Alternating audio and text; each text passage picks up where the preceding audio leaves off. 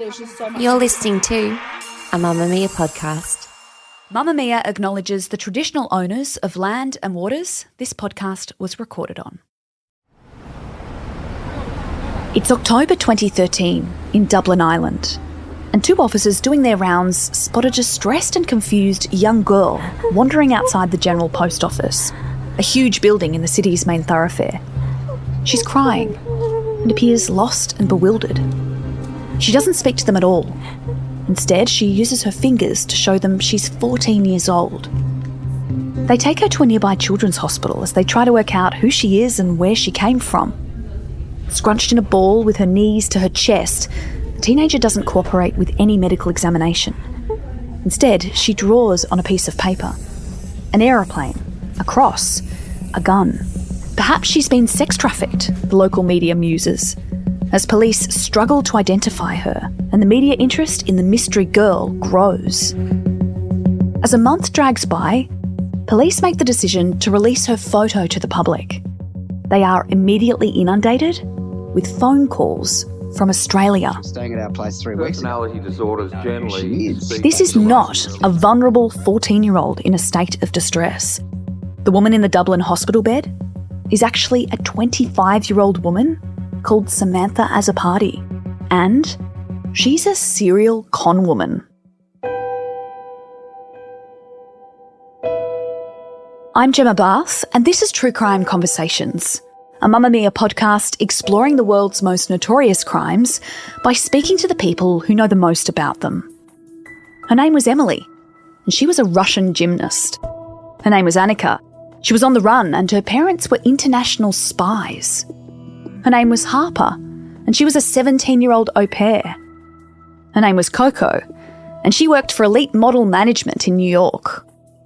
Samantha Azzopardi is very good at telling lies and has lured hundreds of unsuspecting people into her web. It's unclear why she does it.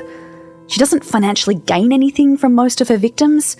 Sometimes she takes their identities, but mostly she just leaves the people she tricks emotionally broken, feeling a mixture of confusion, shame, guilt and sadness for the lies they believed. Over the last 15 years, Samantha has faced more than 100 criminal charges. She has 55 convictions worldwide, and she doesn't appear to be stopping. She doesn't appear to be able to stop. We know she has at least 75 different aliases. Paula Bycroft from CJZ Productions is the executive producer of the Australian documentary series Con Girl, which details the life and crimes of Samantha Azzopardi. Paula joins us now. Do we know much about her origin story? She's obviously Australian. What other details do we have? We know that she was born in Sydney. She grew up in Campbelltown in Western Sydney, and she went to high school there. It's quite hazy, the actual details of her upbringing. But there's indications that she might have had issues as a child, which might have sparked the way she behaved in later life. You've produced a series called Con Girl about Samantha. How hard was it to unravel the extent of her lies and kind of try and put it on screen? It took us 2 years to develop the story. A producer called Lexi Landsman came to us with the idea, and it was just the kernel of a story then. But we thought it sounded like an interesting and intriguing story. And as we dug deeper and deeper into the story, we were absolutely astounded at the number of aliases she had, the number of people she had duped, and really the extent of the trauma of some of the victims. So we actually took at least a year to find victims who would speak to us, and also victims who were comfortable enough with our producers to open up. The problem with being the victim of a con is that you lose trust in everyone. And that was the hardest part for all of the victims, to agree to trust us to tell their story. I also noticed even in the ones that did speak to you, there was a lot of shame. Like they felt quite shameful that they'd fallen for her tricks. Yes. Yeah. I think that's the hardest thing for anyone who's the victim of a con, is the shame, because you're embarrassed that you fell for the con. And you also think you're the only one. Often a lot of these victims thought they were the only one who was stupid enough to be conned by Samantha. But unfortunately it happened all around the world, and as we discovered in the documentary, talking to experts like Vera Tobin, who's a, behavioural expert, anyone can be conned if you get the story right. So Samantha knew how to craft a story that would fit that person. You follow Hope's story, and she met Samantha as Emily in Perth in 2011. What story was Emily, or Samantha, selling at that time, and how closely embedded did she become in her life? She became really embedded into Hope's life, scarily so, actually. So Samantha was pretending at this point to be a 15-year-old gymnast called Emily Skiberis, and she claimed that she was a world champion gymnast from Russia. Now, that might sound outlandish to you and I, but Hope's a teenage girl as well. She had very few friends. She'd only moved from New Zealand to Perth recently, so she didn't have many friends. She was willing to believe her. And to back up her story, Samantha had created a really elaborate Facebook page of Emily Skiberis as a gymnast, and she very cleverly stole photos from real gymnasts' pages and put them onto her page, particularly where you couldn't see the face, so that, it looked like Samantha. And Hope believed that. Of course you would. And back in those days, 2011, Facebook was only just starting, so no one thought, someone can make a fake page back then. So Samantha was really clever, even in 2011, to be able to manipulate technology to help her con. So she set up this Facebook page under Emily Skiberis, the gymnast, and she convinced Hope that she was a Russian gymnast. After that, she went to Hope's house many times, became almost like a sister to Hope. So Samantha, calling herself Emily, told Hope she was going away to Paris to see her family. She had a mum and dad and a twin sister called Chloe. So she went away for a couple of months, and Hope didn't think much of it. And then she found out, again via a Facebook page, that Emily's sister Chloe and her mum and dad had all been killed in a murder-suicide. This was posted on the page, and Hope, of course, is devastated for her friend at this point. She's like, oh, my God, Emily's lost her sister and her parents, murder-suicide, how horrendous. So she contacted Emily, and eventually Hope's family agreed to adopt Emily because they were so upset for her that she'd lost her whole family in this murder-suicide. So Emily came back to Perth and joined Hope's family and was in the throes of being adopted by them. So it was a very entrenched con. So how was her ruse discovered? She kind of comes back, she's telling them, I'm going to be adopted into your family, but her ruse is discovered eventually. Yeah, it took a year. She became really entrenched in Hope's family. They enrolled her in the local high school. She went to school for a year, basically, in Perth. And it wasn't until March 2012 that the school authorities discovered that Emily's birth certificate was forged, and she was then, exposed. So she was actually 23, posing as a 15-year-old. She'd spent, years in Hope's family. What impact did what she did to that family have? It was devastating. And, Hope went through what she described as her first breakup. She felt like it was her first real proper relationship, not in a sexual way, just that Emily was like her sister, and she absolutely was devastated. And the whole family, of course, were, because they were duped by this girl who was a woman. And it's such a specific dupe. Like, the details of it, it's almost like that saying, like, it can't possibly be a lie because it's too complicated and it's too intricate.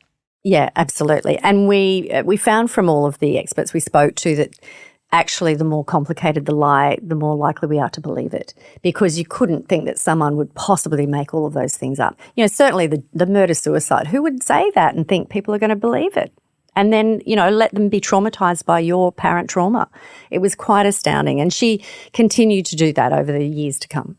Well, let's give another example. You also focus in on Emmy's story, and she met Samantha in Sydney in 2014. What story did she tell her? Emmy's story is quite amazing, and I think of all of the cons, she was probably the most traumatised of anyone. She went along on a big, long roller coaster ride with Samantha. So Emmy was just an 18-year-old backpacker from America, desperate to come to Australia, and in the hostel, in the first week she arrives in Sydney, she meets a Swedish girl called Annika Decker. Immediately befriends her. Annika says she's actually quite rich. She's the daughter of, she's a Swedish heiress.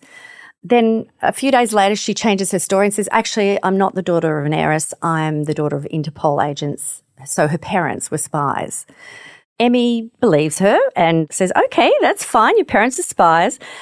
She starts to weave a very complicated story for Emmy. She says, my parents are from Interpol and I have to be protected at all times. And there's some bad people after me. And now, because you're my friend, they're after you too. Emmy believes her. The reason she believes her is that Annika also manages to find out some very intimate things about Emmy, things that she thinks she's only ever told her mother. Like she told her mother that she had a safe word called blue bananas. And if she ever told her mother in the US blue bananas, that, she's in trouble. And Annika somehow knew that Emmy's safe word was blue bananas. So, Emmy thought, okay, this girl really is from Interpol. Her parents are from Interpol. They do know things about me that no one else would know. So she was drawn in by, the intricate information that Annika seemed to find out about her. Well, she ends up convincing Emmy to go on the run, basically, saying that these people that were after her are now after Emmy. And it gets quite serious. She kind of gets caught up with the police. Yeah, I think what she says to Emmy is that, I have to teach you how to be an Interpol agent. I have to teach you how to lie because that's the only way we can get around and how we can get away from these, mysterious baddies. So she convinces Emmy to go and get a fake ID, a fake driver's license under a different name. They then travel to Brisbane and Annika has a weird medical episode and they end up in hospital. And the police get a bit suspicious because they check Emmy's ID and it's under a different name. I mean, this is one of her many convoluted stories. So they end up arresting Emmy for fake ID and putting her in prison. So she's in jail wondering what the hell is going on and who the hell this woman is, but continues to sort of hang on with Annika. After she gets out from prison, Annika says, okay, we've got to get to somewhere safer. So they fly back to Sydney and they end up living in a shipping container in, the outer suburbs of Sydney. And Annika says to Emmy, this is a safe house and these people around us are Interpol agents. They're going to keep us safe from now on. So Emmy's in the freezing cold shipping container, not much food, no proper running water, and she's continuing to believe the story.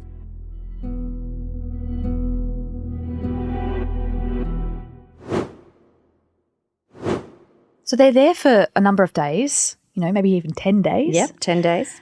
But eventually Emmy is kind of like, I want out. And she nearly gets out. And then she's kind of drawn back in. Yeah. So, Emmy's starting to question, as we all would, what the heck's going on? She thinks, I've got to get out of here. I don't know if I'm, am I imprisoned in here? So she starts to spin a lie to Annika. And she says, actually, my visa is about to expire. I really have to go and sort that out, So Annika lets her out of the safe house and Emmy ends up getting to go back to the US. She gets away. But while she's on the plane, finally almost safe from, Annika's clutches, she gets a text from Annika saying, you're in danger again. And when she lands in the US, Annika convinces her to meet her in Canada. So they then end up traveling to Canada and meeting up. Another crazy step in the story. Well, it just kind of gets weirder from there because it's almost like she's in one ruse and she can see that one's ending and then she starts a new one in Canada. Yeah, so I think she just didn't want to let go of Emmy, so she convinced her to come to Canada and help her with one last step. It was almost like she had the power over her by then and she thought, I'm going to get her to come to Canada, see if she'll do that. So she did. Emmy came to Canada. They met up. They went to a hostel and there was a bunch of Swedish backpackers at this hostel. And this is where Emmy finally twigged. The Swedish backpackers started to talk to Annika in Swedish. And remember, her backstory was that she was a Swedish Interpol agent's daughter. The backpackers speak to her in Swedish and Annika doesn't understand them. And Emmy sees this and she says, she doesn't even speak Swedish. It was just the final straw that broke the camel's back for Emmy. So she realizes this is definitely not a Swedish, teenager. So she says, okay, I'm out. I don't want to be with you anymore. I don't want to be involved. But Annika convinces her to do one last thing, and that was to paint bruises on her face for her next con. So even at the end, Emmy was helping her with the next con. And this was, back in 2014. You've spoken to her in recent years. She's still really affected. She's still really affected. She's really bitter, actually. You know, she calls Samantha, aka, Annika, the devil. She said she made me lose my trust in humanity. She lost faith in relationships with friends or other people. She's very wary of meeting new people now. She's probably one of the most damaged of all of the victims because of the elaborateness of the ruse. And, of course, she's so embarrassed and shamed, as they all are. And I think that's one of the worst things that Samantha does is make people feel ashamed and embarrassed and shy of telling their story because of that. And that's the problem is people don't tell a story. Her name never gets out there. So we've got to keep telling the stories. stories. Yeah, we have to keep telling the story. So she kind of picks up this new con in Canada, and this one she does end up getting some charges. How quickly does it take for Canada to work out what's going on? It was reasonably quickly. She, at this point, was saying she was a sexual assault victim and was only 14. The bruises on her face, helped to prove that, apparently. What they did is sent out her fingerprints across the world, and thankfully, because of the Irish con a little while earlier, the Irish police had a match for her fingerprints and let them know that it was Samantha Azzopardi. She's 26, she's not 14. So once again, she's charged and she pleads guilty. She always, mostly pleads guilty, but often she's already spent some time in prison and is often released fairly quickly. So again, similar to the Irish case, she was deported back to Australia in the end. From what you have ascertained in following Samantha's cons, do her schemes and stories get more and more kind of elaborate as they go on? Yeah, I think she got more confident as years went on, and we talked to a few psychological experts, and deception is her drug. She doesn't do it for money. She doesn't really do it for any gain. She may, here and there she's stolen things from people, iPads or ID, but it's never a big financial gain like most cons.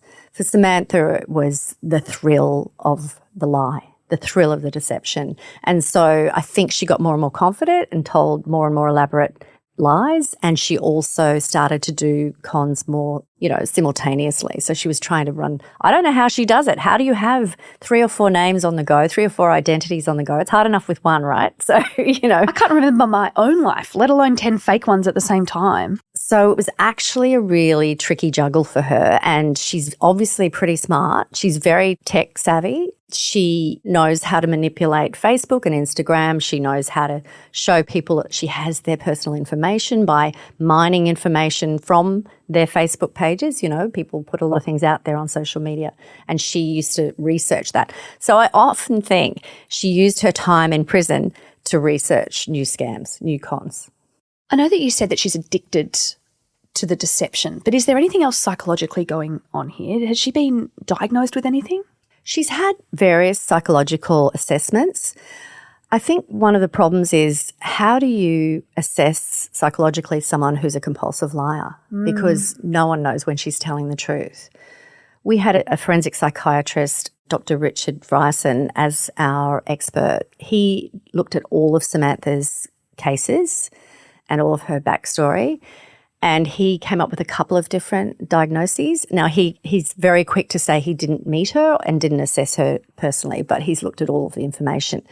He says she has a few different things going on. He believes it's borderline personality disorder, which is where you have no self-identity and, you're looking for someone else's identity almost.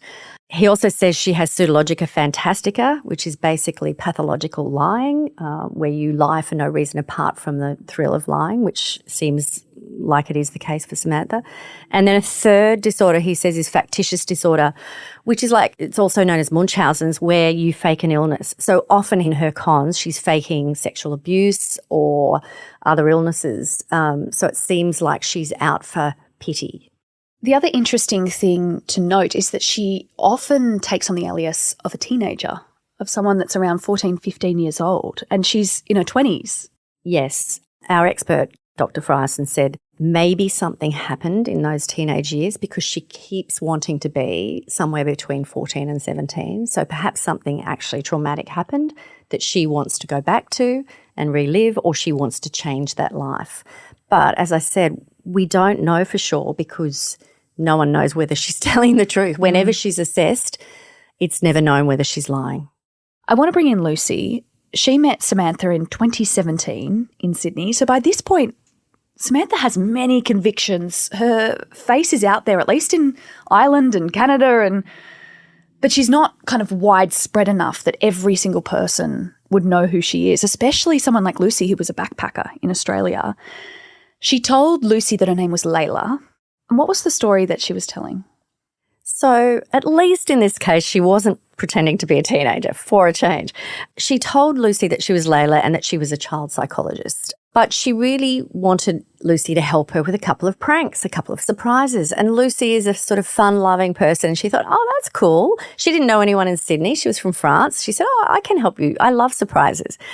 So she says, okay, I want to prank my brother. And I want you to call him and tell him we're having a surprise party. So she kind of does a test with Lucy and says, just pretend we're having a surprise party and I want him out of the house. So she does a test where nothing really happens, nothing goes wrong. But Lucy does a good job. So then she gets Lucy to do a second strange phone call. She said, okay, I want you to call my brother's girlfriend. She's a teacher at this school in Marrickville. And I want you to say you're a doctor and you're verifying that the x-rays of this young girl, Harper Hart, are consistent with that of a 13-year-old girl. So Lucy had to ring up and say, I'm just confirming that these x-rays are the x-rays of a 13-year-old girl. She had no idea why she was doing it. It was just a really weird story. And Lucy went, okay, whatever. You guys are family. You do what you want. Then it was probably a few months later, Lucy gets a call from New South Wales Police. They say, are you Lucy? Did you make this call to a school in Marrickville? And she thinks, why would I ring She couldn't remember. She'd travelled all around Australia since then. She didn't know what they were talking about. And then she said, oh, wait, yes, I think I did make a call to a school in Marrickville. Why? And the police said, well, that's tied up with a kidnapping case. So Lucy, this French backpacker, is suddenly involved in a kidnapping case and has no idea why. Well, this is one of those instances of two of Samantha's aliases kind of overlapping, or her using Lucy to kind of support another con she's doing in another part of Sydney. So she was pretending to be Harper Hart, the person on the phone call, a 13-year-old girl. So it's getting even younger. Exactly. So, yes, this is when she starts doing more than one con at a time and is getting quite convoluted in crossing them over. So on the one hand, she's telling Lucy, can you make this call to a school? It's just a prank. On the other hand, she actually is pretending to be this 13-year-old girl, Harper Hart, at a school for special needs in Marrickville. She had told the school that she was a victim of sexual assault and human trafficking. Eventually, the school worked out that, again, her birth certificate had been forged, and police start to investigate. And they track down Lucy's phone, and call her and say, do you know anything about this young girl? We realise her birth certificate's forged. Is she a victim of a pedophile ring? How are you involved in this? And Lucy is suddenly wrapped up in a kidnapping case. The wild part of this particular story, every story that Samantha does is wild, but she had been faking this 13-year-old Harper alias at this school for more than a year. Yes. And she'd pretended not to be able to read, so she had teachers working really hard with her to teach her how to read. She had, other teachers helping her through therapy because she was pretending that she was traumatised and a victim of sexual assault. So the workers at this school ended up being, later on when they found out it was a fake, were really traumatised. One teacher in particular was absolutely traumatised because she'd worked with this young girl for a year, helping her read, and in the end she was also duped. And again, the shame and the embarrassment of that. You're listening to True Crime Conversations with me, Gemma Barth. I'm speaking with Paula Bycroft, the executive producer of the documentary Con Girl. Up next, Samantha's cons escalate as her aliases start to engage children. Well, she ended up, Samantha that is, going to prison for that particular ruse for a year. She gets out in 2018 and basically just goes back to her old ways. Yep. But this time she does a lot of kind of au pair kind of ruses. She's kind of doing similar identities. That's right. I think, our expert psychiatrist said that maybe she gets to a point where she can't be a teenager anymore, and so she's involving younger children as well. We don't know. She was still pretending to be an older teenager, 17 or 18, but she couldn't pretend she was 13 anymore. So maybe there was some psychological reason for suddenly involving kids. The problem is that once you involve kids, it can be very dangerous. And that's where it started to lead, that her cons weren't just hurting young women, they were hurting children, or they were about to. That's where Georgia comes in, who is a 13-year-old girl, and she gets tied up with Coco, aka Samantha. And this was a very different kind of con, like you were alluding to. She's kind of involving kids and almost living that abuse kind of persona through a child. Yes, and I have to say, poor Georgia was, a bright-eyed, aspiring young model. She had the world at her feet. She was a gorgeous young thing. She'd won contests, modelling contests, dancing competitions. So she felt like she was ready to spread her wings. She put a profile on Instagram and received a message from someone called Coco Palmer, who was Samantha. Georgia was so excited. So Coco Palmer, this talent agent, contacted Georgia and said, I love your look. I think we could, get you some work. I work for a modelling agency in New York. And, of course, Georgia had stars in her eyes. She was so excited. They come from a lovely family on the Central Coast, very loving family. Her mum, Mel, said, okay, go for it. You can do this. And so the whole family went to Sydney from the Central Coast to meet with Coco, the talent agent, and talk about Georgia's prospects. So she made this family travel from the Central Coast across the country to Melbourne. And, for this family, for a couple of them, it was their first flight ever. So for them, it was this exciting, adventure, and they were so thrilled. Georgia was having her big break. And Mel brought along, her other daughter, Tiana, who was with her baby. So it was like a family adventure, and this was Georgia's big chance. So, they were very excited. They trusted Coco because they thought, oh, well, she must have the money to fly us to Melbourne, obviously. But then what they saw next started to worry them. Coco started to audition Georgia in very strange ways. It wasn't really modelling, was it? No. Coco told Georgia that she could be in a film. So she wanted to check her acting abilities. So what she did once they were in Melbourne was to send her out to child service officers and have her pretend to be an abused child. So isn't this ringing bells? This is like Samantha in so many other guises, but this time she's getting Georgia to do her bidding. So it's quite distressing. And Georgia starts to say to her mum, this doesn't feel right. I'm not sure what I'm doing here. It seems a bit weird. And Mel, to her credit now, she says she's sorry she did this. But Mel at the time said, oh, come on, darling, this is your one big chance. Keep trying, give it a go. We're only here for another few days.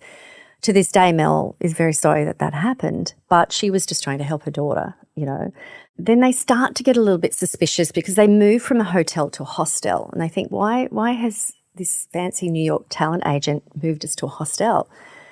So Mel looks into who booked the room, and they tell her that the room was booked under the name of Jazz Jarvis. And Mel said, Jazz Jarvis? That's not Coco Palmer.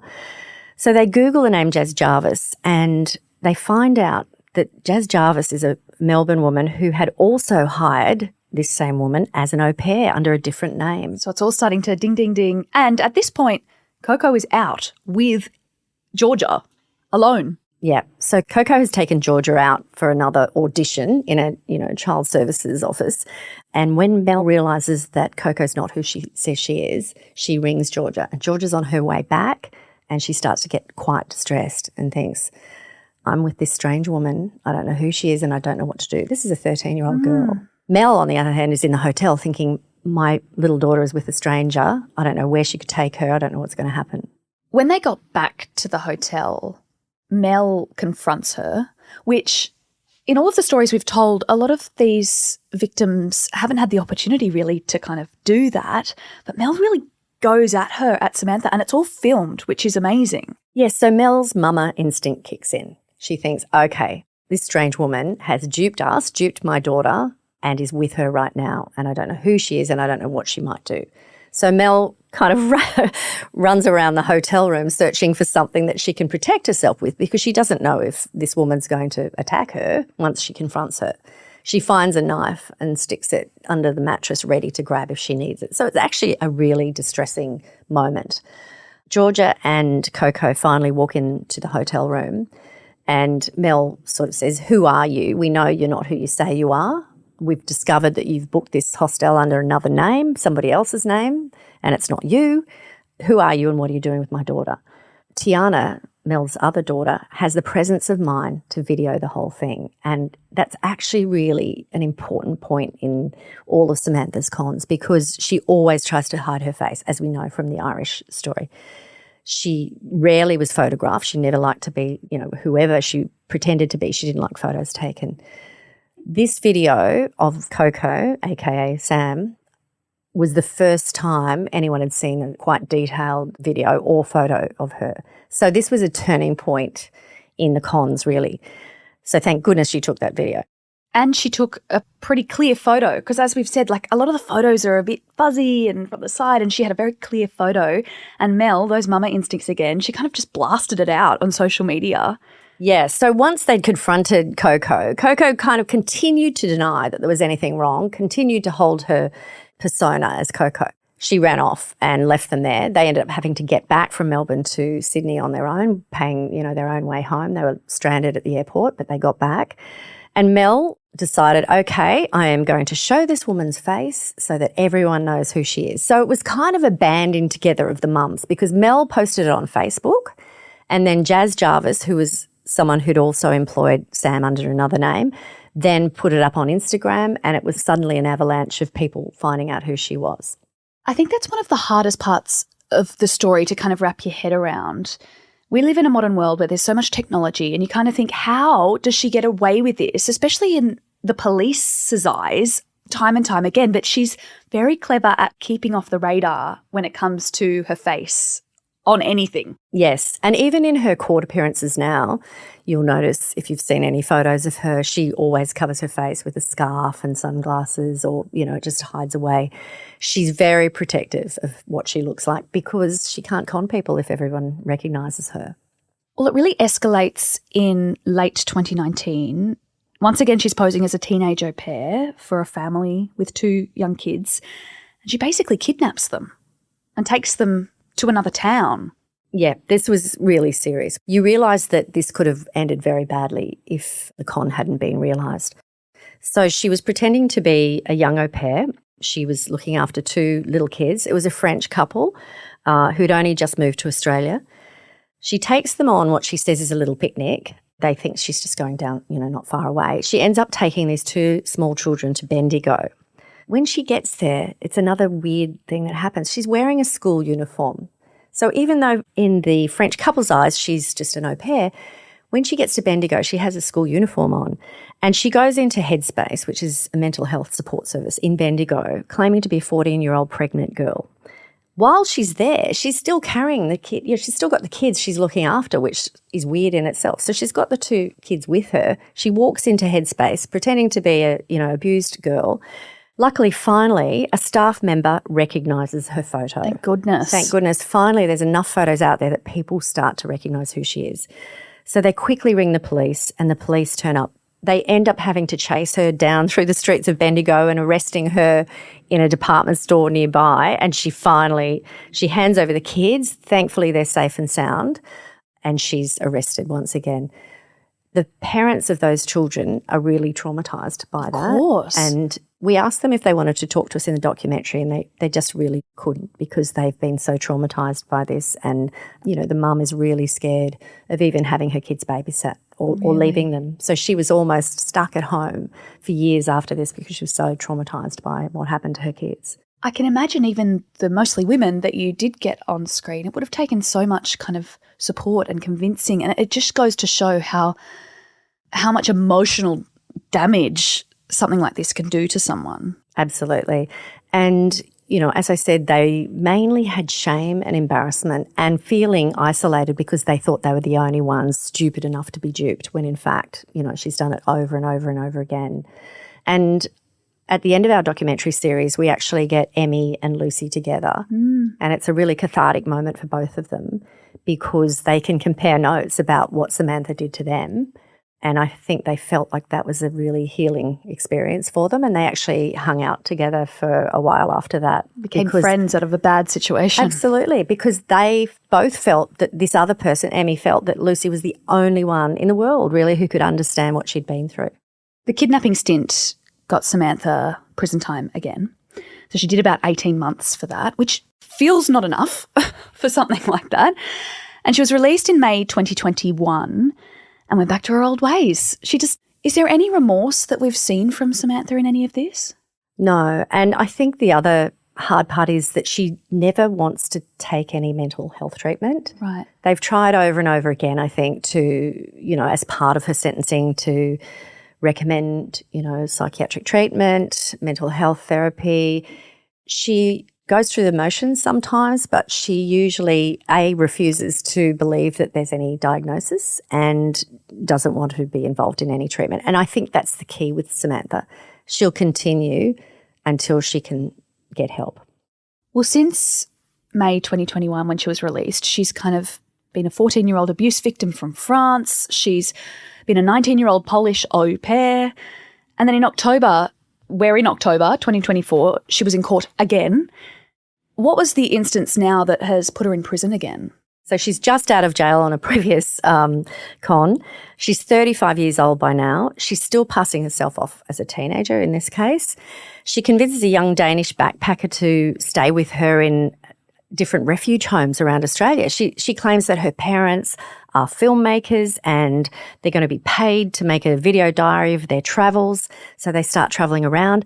Then she tells the Danish backpacker, "Oh, the police are after you, so we have to go and hide. Let's go to some family violence services in Melbourne." So she, again, gets this poor young backpacker on the hook, takes her to different crisis accommodation around Melbourne. They end up scamming, or she really ends up scamming $20,000 worth of food, clothing, accommodation from, domestic violence centres. So not only is she scamming that money, but she's also taking the place of someone who genuinely needs it. It's awful. So she's just gotten out of prison from that?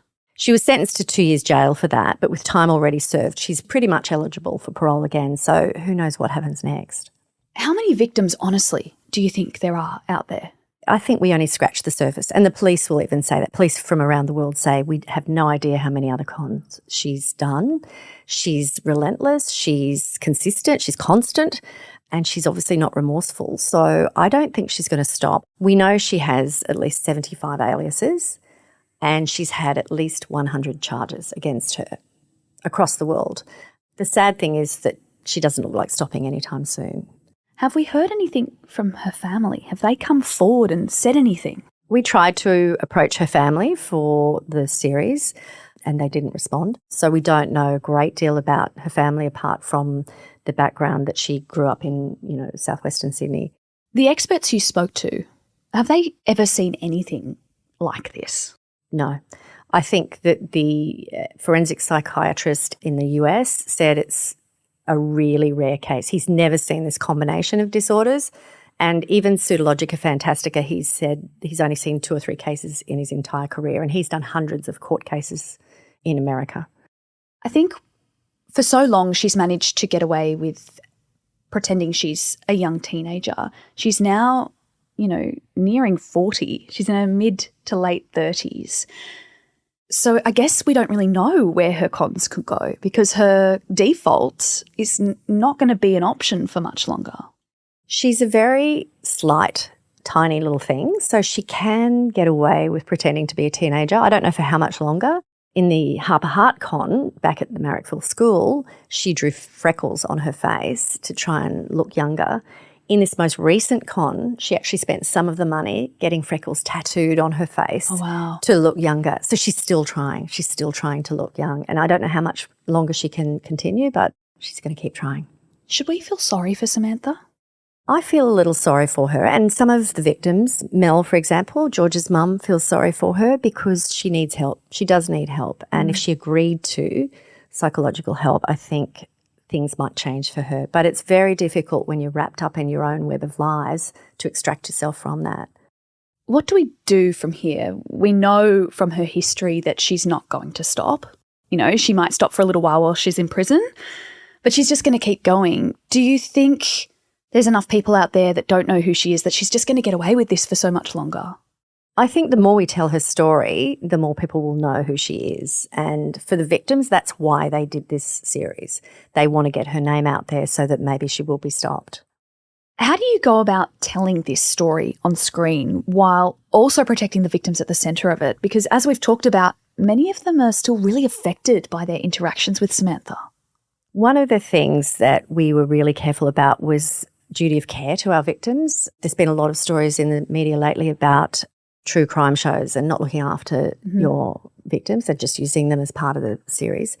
We were always really careful that we gave our victims full psychological support before, during and after the filming, and we still touch base with them even now when things come up about Samantha because we know they're going to get triggered again. So, I think whatever show you're making, especially true crime shows, it's all about keeping your victims comfortable and safe and always feeling psychologically well and okay about telling their story. And they know that this story was important enough to tell, but we want to support them while they're doing that.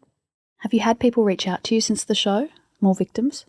A couple of people who've met Samantha, thankfully nothing bad happened to them, but we had quite a few other backpackers contact us and say, I think I met that girl while I was backpacking around Sydney, an Irish backpacker and a couple of other international backpackers. Thankfully, they weren't conned to the extent that, Emmy and Lucy and others were. But she certainly obviously tries it at every opportunity. So, yeah, she's always looking for that next con. Thanks to Paula for helping us to tell this story. True Crime Conversations is a Mamamia podcast hosted and produced by me, Gemma Barth, and Tali Blackman, with audio design by Tom Lyon. Thanks so much for listening. I'll be back next week with another True Crime Conversation.